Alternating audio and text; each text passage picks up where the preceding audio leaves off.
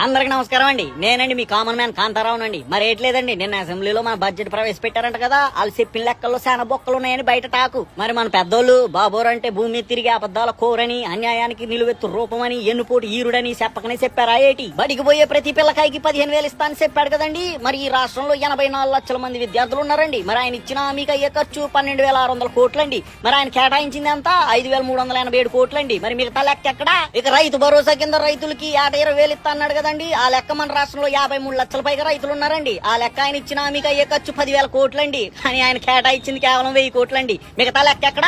ఒక్కో కుటుంబానికి ఏడాదికి 3 సిలిండర్లు అన్నాడు కదండి. ఆ లెక్క మన రాష్ట్రంలో 1,500,000 పైగా కుటుంబాలు ఉన్నాయండి. యావరేజ్ గా లెక్కేసుకున్న ఆయన ఇచ్చిన మీకు అయ్యే ఖర్చు 4,000 కోట్లండి. మరి ఆయన కేటాయించింది 895 కోట్లేనండి. మరి మిగతా లెక్క ఎక్కడ? ఇక 18 ఏళ్లు దాటిన ప్రతి ఆడపిల్లకి ఇస్తానన్న 18,000 గురించి, నిరుద్యోగులకు ఇస్తానన్న నిరుద్యోగ భృతి గురించి, మరి అట్టాగే మహిళలకు ఇస్తానన్న ఉచిత బస్సు గురించి అయితే ఆయన ప్రవేశపెట్టిన బడ్జెట్ లో ఊసే లేకపోయే. ఇక బాబోర్ని పవర్ రేంజర్ ని నమ్ముకున్నందుకు మనమంతా అయిపోయి